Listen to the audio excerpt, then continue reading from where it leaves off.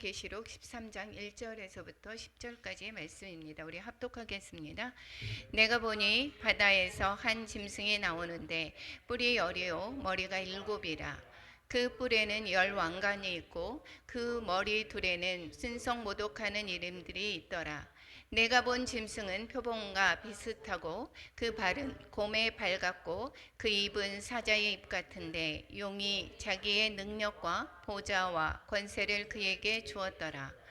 그의 머리에 하나가 상하여 죽게 된 것 같더니 그 죽게 되었던 상처가 나음에 온 땅이 놀랍게 여겨 짐승을 따르고 용이 짐승에게 권세를 주므로 용에게 경배하며 짐승에게 경배하여 이르되 누가 이 짐승과 같으냐 누가 능히 이와 더불어 싸우리요 하더라. 또 짐승이 과장되고 신성모독을 말하는 입을 받고 또 42달 동안 일할 권세를 받으니라. 짐승이 입을 벌려 하나님을 향하여 비방하되 그의 이름과 그의 장막 곧 하늘에 사는 자들을 비방하더라. 또 권세를 받아 성도들과 싸워 이기게 되고 각 족속과 백성과 방언과 나라를 다스리는 권세를 받으니 죽임을 당한 어린 양의 생명책에 창세 이후로 이름이 기록되지 못하고 이 땅에 사는 자들은 다 그 짐승에게 경배하리라. 누구든지 귀가 있거든 들을지어다. 사로잡힐 자는 사로잡혀 갈 것이요 칼에 죽을 자는 마땅히 칼에 죽을 것이니 성도들의 인내와 믿음이 여기 있느니라. 아멘. 예. 오늘은 요한계시록 13장의 내용입니다. 우리 요한계시록은 아까 두려워하지 말라 이렇게 말했듯이 그 어려운 상황 가운데 있었습니다. 황제 숭배 사상의 그 어려운 상황 가운데서 그 황제 숭배를 거부하는 그러한 성도들의 삶이 정말 어렵고 고난 가운데 있었고 또한 뿐만 아니라 그 죽임까지 당하는 그러한 상황 속에서 믿음을 지키다라는 것은 정말 힘겹고 어려운 일들이었습니다. 그런데 이 요한계시록을 통해서 하늘의 모습을 미리 보여주고 또한 성도들은 이미 승리한 싸움이다라는 것을 가르쳐 줌으로 말미암아 이 현재의 상황을 잘 이겨나가라라고 하는 그 메시지를 주고 있는 것이 바로 이 요한계시록이다라고 이야기를 했습니다. 그래서 우리가 장별의 내용을 보게 되면 1장에서는 예수님의 계시로 말미암아 요한이 소명을 받은 내용이 있습니다. 그래서 2, 3장에 7교회에 편지하라라고 하면서 7교회에 처해져 있는 그러한 상황들을 주님께서 다 안다라고 말씀하셨고 우리 그것은 우리들의 상황을 주님께서 다 아신다라고 말씀하셨으며 그것은 우리의 상황이 지금 잘못된 믿음 가운데 있으면 돌이켜 회개하고 믿음을 바로 믿으라는 이야기인 것이고 잘 믿고 있는 환난 가운데 있는 성도들은 위로하고 격려하는 그러한 내용을 담고 있습니다. 4장에서 5장까지는 하늘 예배를 가르쳐 주고 있습니다. 그래서 이 성도들의 미래의 모습을 보여주고 있죠. 4장에서는 하나님이 주가 되는 그러한 예배의 모습과 5장에서는 예수님의 그 주가 되는 그러한 모습을 보여주고 있습니다. 6장에서부터 드디어 인나팔이 열려지게 되죠. 인나팔은 예수님이 말미암아 열어지게 되는 것입니다. 그래서 6장에서는 7봉인 중에서 6째 인까지 띄어지게 됐고 7장에서 그러면 구원받은 자들은 이 인과 나팔과 대접 심판은 이 하나님을 대적하는 자들의 그 심판이 있지 않습니까? 그러면 그 심판에서 구원받는 자가 있다라는 이야기를 하게 되는 것이 바로 7장의 내용이었습니다. 그래서 7장에 14만 4천 그리고 구약의 성도와 신약의 모든 성도들이 구원받는다. 이러한 성도들의 구원 이야기를 하고 8장에서 드디어 나팔이 열려지게 됩니다. 나팔은 7째 인이 열리면서 이 천사들의 주관 하에 나팔 심판이 이루어지게 됩니다. 첫 번째와 네 번째는 나팔 심판은 자연계에만 임했던 것을 볼 수가 있죠. 그래서 3분의 1의 자연계가 훼손이 되고 자연계가 파괴가 되는 그러한 심판이 8장의 내용이고 9장에서는 인간에게 이제 사람에게 직접적인 심판이 임해지는 것입니다. 그래서 5번째, 6번째, 7번째 그 심판을 화라고 이야기를 하고 있었죠. 그래서 5번째부터 6번째 나팔이는 여기에서 황충 사건으로 인하여서 5개월 동안 고통받는 내용, 그리고 6번째 나팔은 3분의 1이 죽임당한다라고 하는 그러한 내용이 바로 9장에 담겨져 있습니다. 그리고 7번째 나팔이 불리기 전에 10장과 11장 상반부에 두 번째 소명을 이제 가르쳐 주고 있죠. 요한에게 작은 책을 먹으라라고 하는 내용이었습니다. 그래서 이 펼쳐진 작은 두루마리 책을 먹으라고 했을 때에 입에서는 다나 뱃속에서는 쓰다라고 얘기했고, 그것은 바로 우리가 말씀을 우리가 소화시키는 그러한 내용이었다라고 말씀을 드렸습니다.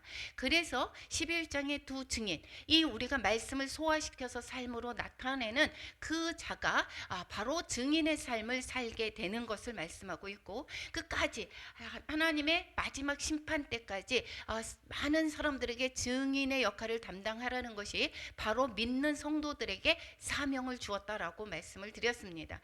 그래서 이 증인의 사명을 할 때에 여기에서 고달프다, 즉 입에 달았던 그 복음이 전할 때, 삶으로 나타날 때는 쓰게 되는 그러한 사건이다라는 이야기를 드렸습니다. 그리고 7째 나팔이 드디어 불 때에 7째 나팔이 불어지면 대접이 열리는 거죠. 그 대접은 어디에서 이제 시작이 됩니까? 15장에서 됩니다. 그러면 15장에서 대접의 심판들이 임하기까지 12장에서부터 14장까지의 삽입이 있습니다. 이것은 지금 심판을 하는 이제 심판의 결과입니다. 그런데 12장에서부터 14장까지는 완전히 이제 마지막 나팔을 불면서 주님이 재림하실 것이고, 이제는 악의 세력이 이제 심판이 놓여져 있는 것입니다. 그런데 이러한 심판이 왜 있게 되는지, 왜 성도들은 고난을 받게 되는지, 그 내용을 12장에서 했다라고 말씀을 드렸습니다. 그래서 여자와 여자의 세력과 용의 싸움에, 즉 두 싸움을 12장에 담고 있었고, 오늘은 그래서 12장에서 예수 그리스도를 믿는 성도들이 왜 그렇게 고난 가운데 있는 것인가? 용의 세력들이 위에서 어떻게 했습니까? 하늘에서 지고 자기들의 남은 때가 얼마 남지 않았음을 알고 성도들을 박해한다라고 했습니다. 그래서 이 박해받는 우리의 성도들은 박해가 당연한 것입니다. 그래서 박해를 받는 가운데 어떻게 박해를 하고 있는지가 바로 13장의 내용인 것입니다. 그래서 두 짐승, 우리가 짐승 같은 사람이다 이렇게 얘기하면 어떠한 것인지를 알죠. 그 짐승의 성격이 바로 무자비하고 공격성이 너무도 강한 그 표현을 하고 있습니다. 그래서 그 두 짐승으로 인한 성도들의 고난을, 어떠한 고난을 받고 있는지 오늘 13장의 내용이 담고 있는 것을 볼 수가 있습니다.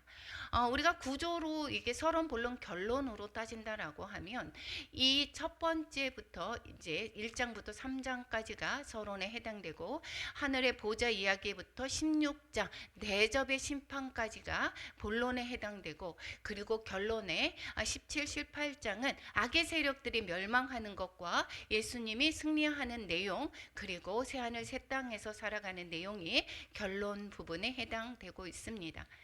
12장의 내용 다시 한번 말씀을 드리면, 피할 수 없는, 어떻게 된다고요? 복음을 전할 때 피할 수 없는 영적 전쟁을 하게 된다라고 했습니다. 성도들은 고난 가운데 놓여지게 된다라는 것이고, 이것은 얼마 남지 않는 악의 세력들이, 이 용의 세력들이 성도들을 어떻게 하냐, 할 수만 있다라고 하면 하늘에서 하나님과 멀어지게 하려고 길을 쓰고 또한 싸우게 되죠. 우리는 영적인 전쟁 가운데 있음을 그래서 늘 자각해야 되는 것입니다. 그리고 우리의 싸움은 이 땅에서의 혈과 육의 싸움이 아니다라고 하는 것이 바로 에베소서에서 말씀을 하고 있죠.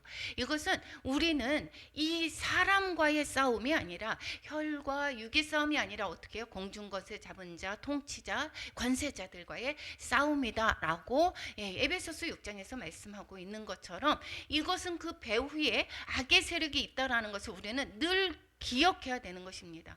그래서 우리는 무엇을 하나님의 나라의 복음을 전할 때마다 벽에 부딪히는 것을 느낄 수가 있습니다. 그리고 어떠한 것에서 무엇을 하나님의 복음을 증거할 때마다 우리는 고난 가운데 들어가지는 것을 볼 수가 있습니다.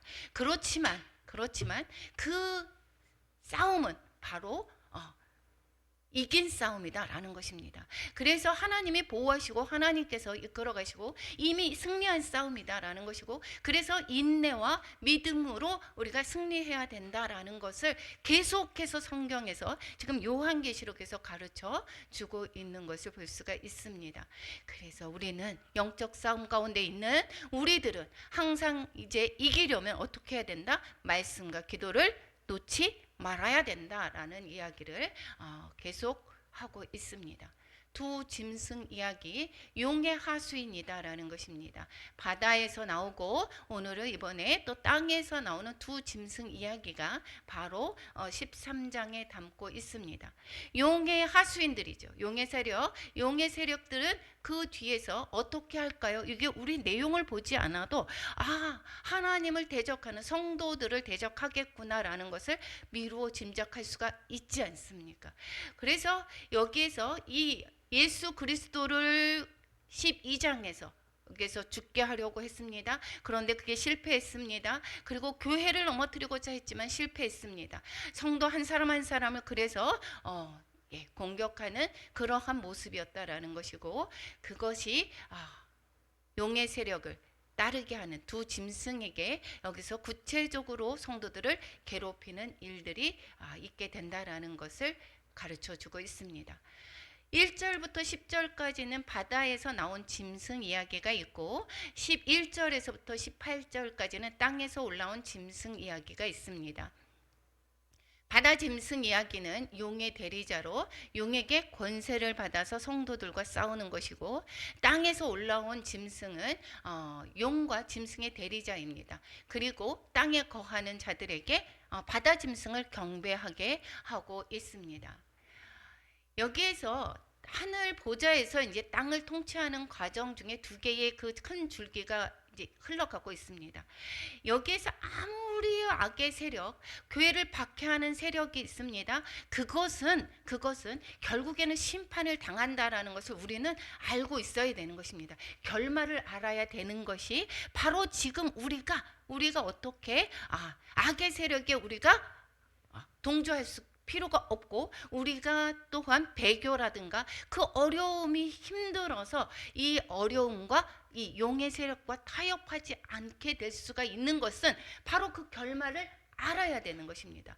우리가 아무리 극성을 부리지만 그렇지만 그 반드시 악의 세력은 심판을 당할 것이다 라는 것이고, 그 최후 심판이 있기까지 그 악의 세력은 교회를 어떻게 해요? 핍박하게 됩니다. 그렇기 때문에 이 핍박을 받는다 해서 우리가 멈추는 것이 아니라 끝까지 고난을 당하면서도 복음의 전파의 사명을 우리는 감당해야 된다라는 것입니다. 그래서 이게 두 증인의 이야기가 나오는 것입니다. 우리가 마지막까지 그래서 베드로서에서 뭐라고 얘기합니까? 더딘 것이 아니다라고 얘기하죠. 모든 사람이 구원을 받기를 바라시는 하나님의 마음 때문에 이렇게 더디다라는 것입니다. 주님이 오시는 그 재림이 이렇게 기회를 주는 것은 한 사람이라도 하나님이 구원받게 하기 위한 하나님의 그 사랑이다라는 것이고, 그렇기 때문에 우리는 기회만 있다라고 하면 복음을 전하는 사명을 우리는 감당해야 될 것입니다.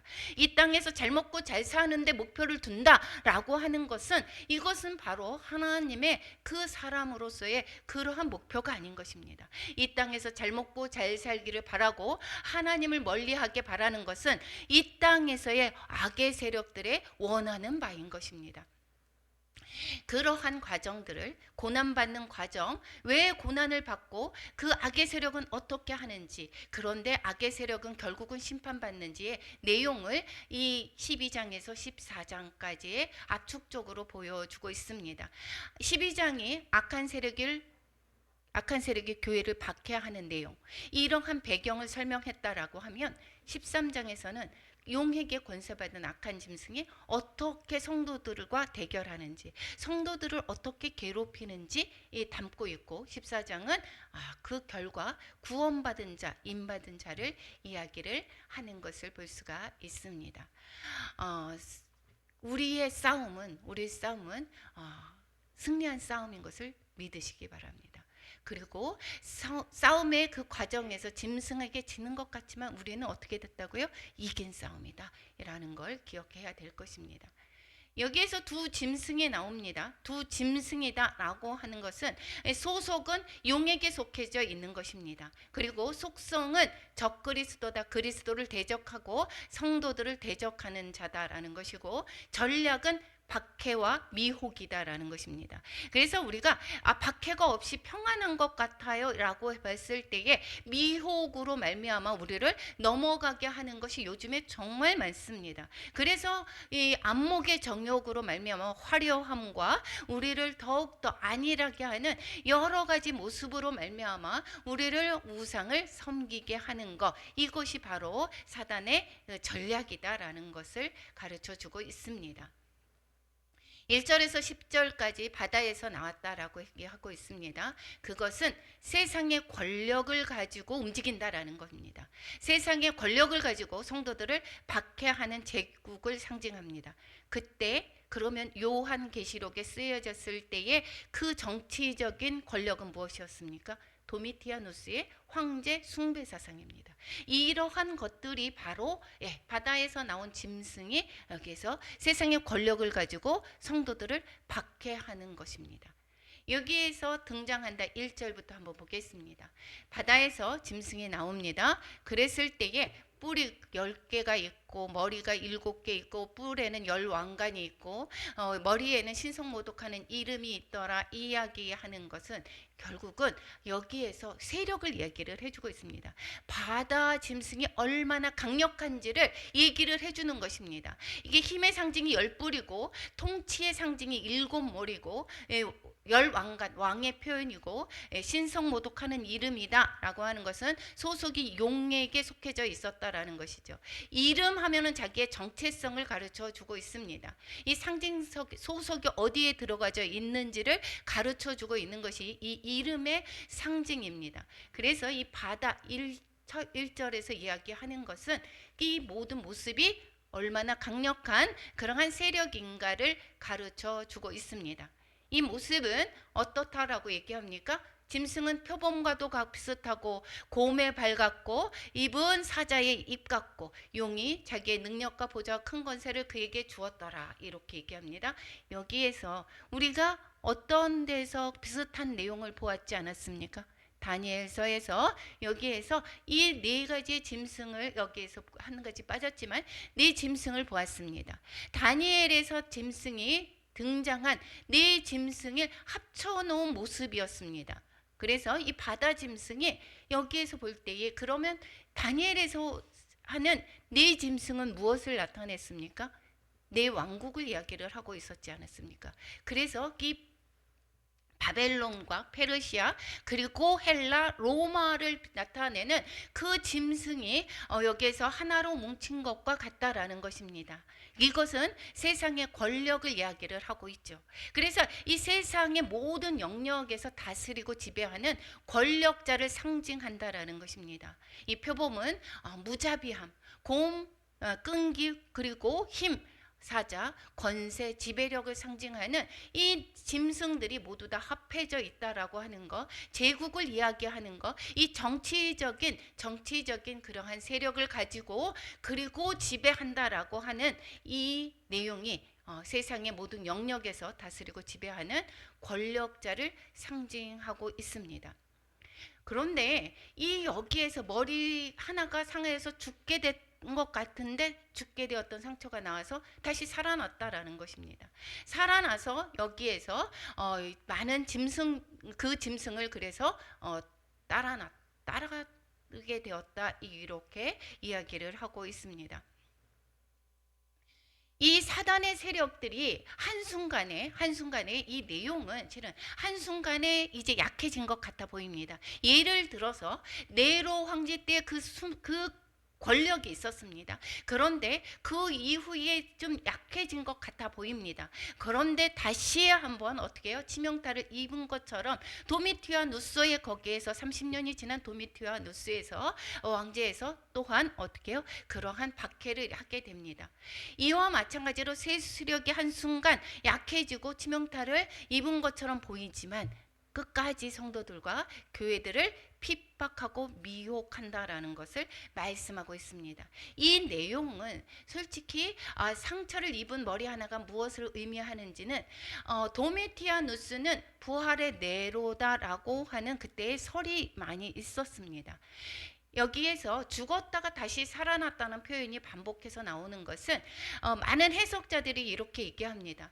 그때의 네로에 관한 소문이 어떻게 됐었냐면 여기에서 죽었다가 다시 올 거다라고 믿었습니다. 왜냐하면 68년에 네로가 자살을 하게 됩니다. 그런데 두 가지 소문이 돌았는데 네로가 복귀할 거다. 네로는 죽지 않고 이 파르티아 왕국으로 도망을 갔는데 거기에서 군대를 다시 이끌고 올 거라는 소문이 자자했다라고 합니다. 그래서 파르티아 왕국에서 거기에서 이제 그 왕국은 로마가 이게 정복하지 못한 그런 나라였습니다. 그랬을 때에 유브라데기에 갈라서 이제 말라서 버리면 파르티아 군대가 온다라고 해서 네로가 전에 있었다가 지금은 없지만 장차 올 것이다라는 소문이 파다하게 있었다라는 것입니다. 그래서 이 도미티아누스가 다시 박해를 하는 것은 네로가 다시 돌아왔다라는 이야기로 하고 있었고, 또 하나의 네로의 환생설이 있었는데 네로는 죽었지만 다시 살아서 돌아왔다라는 말이 있었습니다. 그건데 이 네로가 죽은 지가 약 30년 후에 환상한 것처럼, 네로가 환상한 것처럼 도미티아누스가 등장하게 됩니다. 그래서 여기에서 이 후에 얘기하지만 666이라고 하는 것은 여기에서의 그 네로의 이름의 그 숫자라는 것을 이야기를 하고 있습니다. 그래서 도미티아누스가 이제 엄청난 박해를 하게 됩니다. 그래서 도미티아누스가 이게 아니고 바로 네로가 살아서 돌아왔다는 것이고 네로의 환생으로 표현한 것을 여기에서 볼 수가 있게 됩니다. 그런데 그러면 그때만 그치고 이 얘기는 지금에 적용이 되지 않는 것인가 라고 할 때에 이 이야기는 결국은 네로가 도미티아누스처럼 그렇게 될 수 있지만 다른 그러한 7머리를 가진 어떠한 이 개인으로 보는 것보다는 역사장에서 계속해서 나타나는 적그리스도인 정부를 라고 주장을 하고 있습니다. 그래서 마찬가지로 지금도 우리도 때로는 교회를 박해하는 그러한 모든 세상에 이 정부로서의 계속 나타나고 또한 괜찮아졌다가 나타났다 이렇게 하는, 즉 교회를 극심하게 박해했던 노예로 황제가 죽은 후 도미티안 이 황제만이 아니라 계속해서 치명적인 상처를 입은 짐승들이 다시 계속 회복할 것을 상징하고 있는 것입니다. 그러니까 지금은 다른 그러한 것으로, 다른 세력으로 이렇게 핍박을 하고 하나님을 배척하는 그러한 세력이 계속해서 있는 것입니다. 지금은 어떻게 할까요? 지금은 만몬령이 우세하죠. 그리고 어떻게 합니까? 이제 모든 포괄적 평등 법안, 그리고 동성애 법안, 이래서 예수 그리스도를 믿는 자들이, 그래서 만약에 그 동성애를 지지 않는 그러한 자들은 그러면 법정으로 끌려가게 됩니다. 또한 일제시대 때는 어땠습니까? 일제시대 때는 거기에서 우리가 일제 거기에 숭배하지 않는 그러한 거기에 배척하는 그러한 세력들, 이러한 모든 것으로 나타나는 것이 바로 이러한 일들이다라는 것을 가르쳐주고 있습니다. 바다 짐승은 로마를 생각하게 하는 것입니다. 이때의 요한에게는 이 로마 시대고 그때 도미티아누스의 황제 상황 속에서 여기에서 핍박받는 성도들에게 여기 보내는 이 편지였습니다. 그랬을 때에 이 바다 짐승, 그때의 당시는 로마를 생각하게 하는 것입니다. 그래서 세상 권력을 신격화하는 배후에 그 배후에 뭐가 있다는 것입니까? 사단의 역사가 존재하고 있다는 것입니다. 여기에서 4절과 5절에서 보면 용이 짐승에게 권세를 줬다 이렇게 얘기합니다. 그 용이 짐승에게 권세를 줬다라고 하는 것은 로마 정부를 이야기한다라는 것을 그때 당시는 얘기하는 것이고, 지금은 또한 다른 세력에게 또한 주는 것이고, 이러한 모든 과정이 시대마다 달라지는 것을 우리는 볼 수가 있습니다.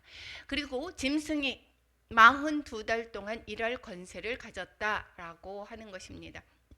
42달은 지난번에 이 말씀을 드렸습니다. 예수님의 초림과 재림 사이에 일시적인 권세를 받았다. 즉 우리가 지금의 현재에 살아가는 때에 누가 우리가 지배를 하고 있습니까? 공중권세 잡은 악한 영들의 그러한 세력 아래 있습니다. 이들은 마지막까지 발악을 하게 됩니다. 자기 때가 얼마 남지 않은 그 시간을 성도들을 핍박하고 있습니다. 여기에서 그 세력은 누가? 이 모든 정치 권력이라든가 이러한 것으로 용이 권력을 주어서 이 성도들을 괴롭히고 있습니다. 이것은 42달 동안, 즉 예수님이 다시 오시는 그때까지 우리의 세상 가운데, 이것은 광야의 삶이라고 얘기를 했습니다. 이때까지 그 공중권세 잡은 그런 통치 가운데 우리가 들어있는 것을 볼 수가 있습니다. 그래서 로마 제국이 그리스도의 통치에 반대하는 이 세상 권력으로 말미암아 적그리스도의 화신이 되었다, 이때에 이야기하는 것입니다. 그래서 자신을 신격화한 정부 권력은 바로 로마 제국을 여기에서는 일컫고 있고, 또한 지금에서는 만몬형일 수도 있습니다. 비방한다 이렇게 얘기합니다. 이들은 신성을 모독하기 위해서 신성을 모독하고 하나님을 비방하는 거죠. 이것은 신성은 여기에서 그 하나님을 비방할 뿐만 아니라, 그리고 하늘에 사는 자들, 그의 장막 곧 하늘에 사는, 즉 성도들도 비방한다라는 것이고, 하나님을 모독하는 것뿐만 아니라 성도들을 대적하고 성도들을 또한 핍박하는 그러한 모습을 볼 수가 있습니다. 안티오쿠스의 그 신성 모독이나 이 로마 황제들이 여기서 자신을 신격화한 사건 등 이러한 것들을 우리는 역사상에서 볼 수가 있게 됩니다. 7절에서 보면 여기에서 권세를 받아서 성도들과 싸워서 이기게 되고, 누가 이긴다라고 있겠습니까? 여기에서 표면적으로 보았을 때에 짐승이 이기게 됩니다. 그리고 모든 나라의 모든 영역에 여기에서 다스리는 권세를 받았다 이렇게 얘기합니다. 짐승이 모든 수단과 방법을 동원해서 이 성도들을 핍박하는 모습을 이야기를 하고 있습니다. 그래서 이 사단은 이 우주를 지배하는 그런 권세를 받아서 메시아처럼 군림하기를 시도합니다. 그렇지만 이것은 일시적이다라고 말씀을 드렸습니다. 성도들을 핍박하고 죽일 수 있지만, 그렇지만 궁극적으로는 성도들이 승리한다라고 했고, 짐승은 패배하고 멸망하는 것을 기억하시기 바랍니다. 우리가 육신이 죽었지만 우리의 영은 영원히 함께 주님과 더불어 살 것입니다. 그것을 우리가 두려워하지 않는다면 어떠한 세력도 우리를 넘어뜨릴 수 없습니다. 어떠한 것도, 유혹도 우리는 내가 깨어져 있다라고 하면 어떠한 것에도 넘어가지 않을 수가 있습니다. 그래서 우리는 끝까지 우리의 주님의 복음을 전하는 일에 최선을 다해야 될 것입니다. 이 땅에 사는 자들은 그 짐승에게 경배를 하게 됩니다. 지금도 마찬가지죠. 우리가 교회를 다닌다라고 합니다. 지금의 이 생명책에 이 창세 이후로 기록되지 않은 자들과 성도들 두 종류밖에 없습니다. 하나님의 생명책에 기록되지 않은 자들은 모두 다 어디에 경배하는 것입니까? 짐승에게 경배하는 것입니다. 짐승의 종이 되는 것입니다. 이것은 바로 이 짐승에게 절하고 짐승을 경배한다라고 하는 것은 지금 교회 다닌다라고 해서 그 사람들이 안 그렇습니까? 그렇습니다. 지금으로 보면 만몬영, 즉 세상의 돈에 굴복하는 자들이 너무도 많이 있습니다. 결국은 성도들을 제외한 그 성도들이 내가 정말 하나님을 믿고 있는지 이것을 다시금 돌아보아야 될 것입니다. 하나님의 섭리 가운데서 내가 역사하신 구속사역에 내가 참여해 내가 예수님을 믿어 이러한 고백을 입으로 했습니다. 그런데 내 삶은 전혀 아닙니다. 그러면 그것은 내 삶이 진실이 아니다라는 내 삶의 고백, 내 고백이 정말 예수님을 믿는 것이 아닙니다. 그래서 내가 속고 있는 것입니다. 여기에서 우리는 어떠한 것을 믿느냐, 여기에서 이제 뒤에 나오지만 666 표시다라고 했죠. 표를 받았다라고 하는 것은 우리가 만약에 종의 표를 받았습니다. 그러면 어떻게 될까요? 내 주인은 그 사람이야. 그리고 우리가 어떠한 또 표를 받았습니다. 그러면 우리가 시민권이 있다라고 하죠. 그러면 우리가 주민등록증이 있어요. 우리 표를 받았어요. 나는 한국 시민이야. 이러한 것처럼 그 소속이 정해져 있습니다. 그런데 그것이 바로 666 표고 그것이 바로 하나님의 인인 것입니다. 그런데 성도들과 또 세상에 속하는 자 두 종류밖에 없습니다. 그래서 이 하나님께 경배하지 않는 자는 바로 종에게 경배하는 것입니다. 즉 누구? 악한 세력에게 경배하는 것입니다. 그래서 이야기합니다. 귀 있는 자는 들을지어다. 귀가 있거든 들어라. 환기시키면서 강조하는 거죠. 어떻게 되는가? 사로잡힐 자 사로잡힐 것이고 칼에 죽을 자 마땅히 칼에 죽을 것이니 성도들의 인내와 믿음이 여기 있느니라. 즉 우리가 성도들이 예수님을 믿는 믿음을 지키기 위해서는 때로는 내가 손해봅니다. 내가 죽을 수도 있습니다. 내가 핍박을 당하는 것입니다. 순교를 할 수도 있습니다. 그렇지만 인내와 믿음으로 이기는 것입니다. 우리가 하나님의 섭리하심을 기억하고 잘 순종해야 되는 것입니다. 그리고 인내를 해야 되는 것입니다. 어떠한 환난과 핍박이 와도 내가 믿음을 잘 지켜나갈 때 오로지 우리는 하나님의 자녀인 것이고 하나님과 더불어서 예수님과 더불어서 영원히 왕노릇하는 자가 될 것입니다. 여기에서 가르쳐 주는 것은 이제 우리가 두 싸움에서 용의 세력에 경배한다라고 하면 그러면 우리는 결국은 패배하게 되는 것입니다. 싸우는 과정에서 핍박이 있다라고 했습니다. 우리가 복음을 전할 때 핍박 안 받는다라면 그것이 오히려 이상한 것입니다. 너나 잘 믿어. 우스갯소리 하죠. 가정에서도 핍박 되게 많이 받습니다. 형제간에 제가 이것을 보면서 큰오빠의 핍박을 제가 다시금 깨달았습니다. 어떠한 일로 인해서 형제간에 저 욕을 엄청 많이 하고 다닙니다.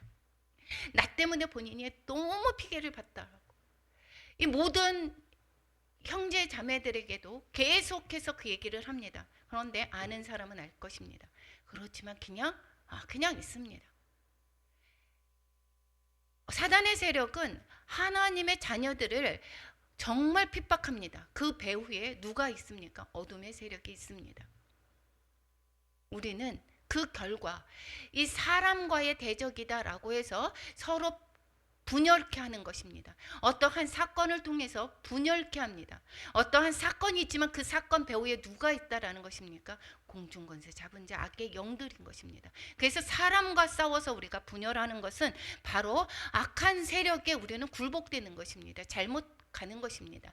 그래서 결과를 알면 어떻게 해야 될까요? 우리가 용의 세력이 아무리 까불고 나탠다 하지만 결국은 결박당할 것입니다.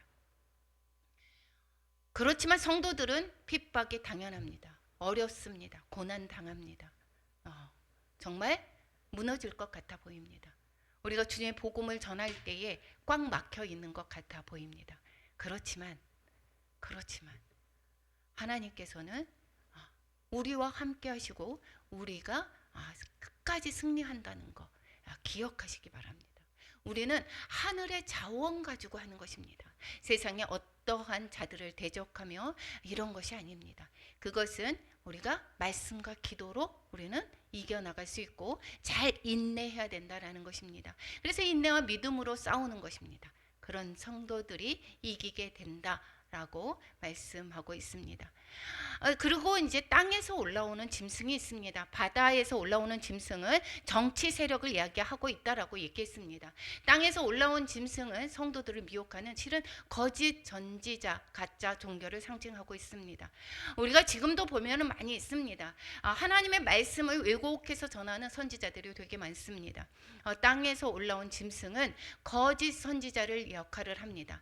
거짓된 종교 세력을 가지고 바다 짐승의 행동 대장 역할을 합니다. 그리고 정치 세력이다라고 이야기를 하고 있죠. 정치를 핑계하고 그리고 정치의 세력에 동조하게 하는 것, 이러한 그 종교 세력, 이건 모두가 다 뭐라고 얘기했습니까? 성경에서 짐승이라고 이야기를 하고 있습니다. 땅에서 올라왔다라고 이야기합니다. 두 뿔이 있고 용처럼 말을 한다라고 얘기하고 있고, 그리고 땅과 땅에 사는 자들을 처음 짐승에게 경배하게 한다, 이렇게 얘기하고 있습니다. 처음 짐승에게 경배, 이거 바로 바다에서 나온 짐승에게, 즉 정부의 그 권력에 속하게 한다라는 이야기를 하고 있습니다. 죽게 되었던 상처가 나은 자다, 아까 그 얘기를 드렸습니다. 어린 양같이 두 뿔이 있고 용처럼 말하는데 이것은 바로 그리스도를 모방하는 그러한 사단의 음모를 볼 수가 있게 되겠습니다. 사단의 세력은 용과 바다 짐승과 땅의 짐승, 이 삼두체제, 악의 삼위일체처럼 이렇게 행동을 하게 됩니다. 이것도 하나님을 모방하는 그러한 세력을 볼 수가 있게 되겠습니다. 13절과 14절에서 보면 이 땅의 짐승은 여기에서 어떻게 합니까? 땅의 짐승이 큰 이적을 행한다라고 했습니다. 그래서 이 이단의 그 세력들이 많은 이적들을 행하고 그들이 병을 낫게 하기도 하고, 그렇기 때문에 많은 사람들이 따라가는 것입니다. 그들이 아무 능력이 없는데 어떻게 따라가겠습니까? 그리고 점쟁이를 찾아가는 거 그 사람이 정말 잘 만친데 이러하기 때문에 사람들이 그 점집을 찾아가는 것입니다. 그리고 이것은 이 작은 자나 이 정치의 전체적인 것을 맡고 있는 사람도 이 무당을 찾아가거나 이렇게 하는 세력들, 이것은 무엇입니까? 이것이 바로 짐승이다. 땅에서 올라온 짐승에 표현되고 있습니다. 거짓 선지자다라는 것입니다. 이것은 이적을 행하고, 그리고 엘리야 때는 그 선지자들이 엘리야 선지자를 대적하는 자들이 불을 못 내렸지만 오히려 큰 권능을 이렇게 내리게 됩니다. 그래서 땅에 거하는 자들이 미혹되었다라는 것입니다. 미혹시키는 일들이 많다라는 것입니다. 그래서 그들은 땅에 거하는 모든 사람들로 경배하도록 하는 것입니다. 그래서 뭐라고 얘기합니까? 살아난 짐승을 위하여 우상을 만들라라고 하게 됩니다. 이 거짓 선지자들에 인하여서 하나님을 섬기는 것이 아닌 다른 것을 섬기도록 하는 것, 이것이 바로 거짓 선지자들의 역할인 것입니다. 경배를 하지 않는 자들은 죽임을 당하게 된다라고 얘기했습니다. 이것은 지금도 볼 수가 있지 않습니까? 공산권에서 예수님을 믿는다, 공산권에서 그 말을 듣지 않는다, 어떻게 됩니까? 죽임당합니다. 이슬람에 대해서 어떻게 하죠? 명예살인 같은 것, 이런 모든 것들이 그 정치 세력을 숭배하지 않고 여기에서 따르지 않을 때 어떻게 합니까? 죽임을 당하게 됩니다. 이것이 바로 여기에서 앞으로 우리가 우려하는 것들이 바로 무엇입니까? 우리가 우려하는 것들이 종교 탄압이 있지 않습니까? 모든 것이 만민이 다 평등해 라고 하면서 이 평등을 조장하지 않는다라고 하는 이러한 기독교인들을 잡아 가둘 것이고, 그들을 또한 죽음에 처하게 될 것을 여기에서 뭐라고 얘기합니까? 앞으로의 지금 가져가는 그러한 동성애, 평등, 이러한 것들, 이러한 모든 것들이 바로 이러한 악의 세력들의 뒤에 그 용들의 세력의 역할들입니다. 이 모든 것들을 우리는 깨어 있어야 되는 것입니다. 그게 권세, 정치적으로 그래서 들어간다라고 하는 것이 이것이 바로 무엇이냐? 바다에서 나오는 그러한 짐승의 역할인 것이고, 그리고 그것을 또한 맞춰야 돼, 거기에 동조해야 돼라고 하는 그것이 맞아라고 하는 많은 또한 기독교인들도 있고 많은 정치인들도 있습니다. 이것이 바로 땅에서 나오는 짐승인 것입니다. 이런 거짓 선지자들의 역할들입니다. 이들은 그러지 않을 때에 핍박하는 것, 이것을 바로 성경에서 계속 그때만 있는 일이 아닙니다. 이것이 언제까지 있다라고 했습니까? 42달 동안에, 즉 예수님이 재림하시기 그 전까지 이러한 일들은 계속적으로 있을 것이다 라고 말씀하고 있는 것입니다. 그래서 여기에 곧 이야기를 합니다. 그들이 표를 받게 한다라고 했습니다. 오른손이나 이마에 표 받게 한다. 이 표는 곧 짐승의 이름이나 그 이름의 수다, 이렇게 얘기합니다. 사람들의 오른손이나 이마에 666 표를 받게 하는데 그 표가 없는 자에게 상업적 매매 못하게 한다. 이것은 바로 무엇입니까? 내가 황제 숭배 사상을 그때 당시로 본다면 황제를 숭배해 신격화하는 것에 내가 동조하는 자, 그것은 표를 줍니다. 그러면 그 표가 없다라고 할 때에 그렇게 되면 어떻게 해요? 상업적인 매매를 할 수가 없게 되죠. 그러니까 경제적으로 핍박을 받게 됩니다. 그렇게 될 뿐만 아니라 또한 목숨적으로도 이 위협함을 당하게 되는 것이 바로 그 당시입니다. 그러니까 나는 황제 숭배를 안 하겠습니다 라고 하는 자들은, 즉 그 표를 받지 않는 자들은 어떻게 되느냐? 그리스도인들이 그래서 핍박과 순교를 하게 되는 경우에 이른다라는 것입니다. 그 당시에, 그래서 그때 당시로 볼 때에 이 로마 황제의 숭배는 이제 황제 자신이 시작을 했죠. 이것은 결국은 용의 뒤에 배후다라는 것이고, 이게 바다 짐승이라고 표현한다면 지방관들, 이러한 지방 행정관들은 어떻게 돼요? 그 법을 추진하죠. 많은 사람들에게 그것을 황제가 직접 하는 것이 아니라 많은 행정관들이 그것을 진행합니다. 그러니까 이 진행하는 정치적인 하부 기관과 종교 세력들은 땅에서 온 짐승으로 표현한 것입니다. 오늘날도 마찬가지입니다. 거짓 선지자 역할을 하는 정치적인 거짓 종교 세력을 조심해야 되는 것입니다. 666이다. 여기에서 그래서 그 표가 이름이 어떻게 되느냐? 여기에서 666이다 라고 이야기를 하고 있습니다. 그 짐승의 수다, 그 짐승의 수다라고 이야기를 하고 있습니다. 짐승이다라고 얘기했을 때에 짐승은 여기에서 헬라어로 보면 여기서 테리온이잖아요. 이 테리온을 여기에서 게마트리아, 여기는 알파벳 하나하나에 숫자가 있습니다. 그래서 테리온을 여기에서 숫자를 해서 보면 666이 나옵니다. 그런데 이 짐승의 수가 666이에요. 그것은 사람의 수니 그랬습니다. 그 사람의 수가 누구입니까? 여기에서 볼 때에 짐승의 수의 이름이 바로 게마티아리아로 봤을 때에 네로의 이름이 바로 이 666인 것이고, 이 666을 여기에서 네로의 수가 되는 것이고, 여기에 그것이 도미티아노스로 다시 환생했다라고 표현하는 것입니다. 그러니까 이 666은 구체적인 인물로 본다면 네로를 위한 그러한 신의 대우를 받으려 했던 로마 황제를 뜻하는 것입니다.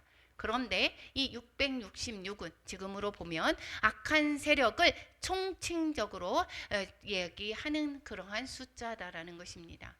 짐승의 이름 666, 이것은 표현한 것은 묵시적인 것입니다. 묵시적인 14만 4천 한때 두때 반때 42달 이러한 것들이 다 묵시 문학이기 때문에 여기에서의 그때 당시에 이 숨겨야 되는 그러한 공개적으로 이야기하지 않게 하기 위해서 묵시적인 표현을 쓰게 됩니다. 그래서 땅에 올라온 짐승이 받게 하는 표가 바로 그 이름이고 짐승 그 이름의 수가 666이고 이 666을 보면 7이 완전수죠. 하나를 빼게 되면 6이 됩니다. 이것을 세 개를 반복했다라고 하는 것은 용과 바다와 땅의 짐승, 바다에서 나온 짐승, 땅에서 나온 짐승 이렇게 해서 사탄적인 삼위일체를 이루는 또한 장면을 보고 있습니다.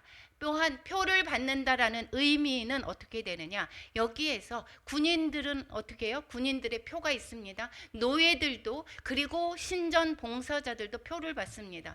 그러면 신전에서 우상을 섬기던 신전 제사장들 손에 이 찍힌 표는 뭐라고 하는 것입니까? 나는 우상에게 속해 있어. 이게 소속을 가르쳐 줍니다. 그리고 또 노예의 손에 이마에 폈다. 그럼 나는 그 주인의 소유야. 소속이야. 거기 이것이고 짐승에게 경배하는 자 여기 뭐예요? 나는 짐승의 소속이야. 이거 이야기하는 것입니다.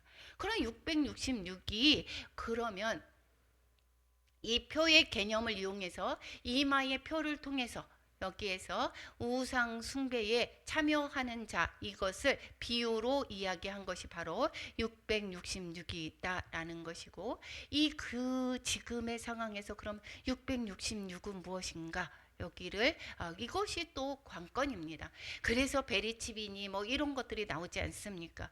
그런데 이 표를 누구에게 주인으로 섬기고 경배하는 것을 보여주는 소유권의 개념이지 이게 소유권의 개념을 이야기하는 것, 즉 14만이 받는 하나님의 인과 대조되는 소유의 개념이다라는 것입니다. 그렇기 때문에 여기에서 이 모든 것이 내가 누구의 소속이다? 나는 하나님의 소속이다. 하나님의 인받은 자다. 하나님께 속한 자는 이것이 바로 우리는 하나님의 인을 받은 자고 그렇지 않은 세상에 속해져 있다. 666 즉으로 이야기한다면 돈이 되겠죠. 나는 돈에 속해져 있어. 이것은 바로 따진다면 지금으로 본다면 이게 666개 바로 만몬형일 수가 있습니다.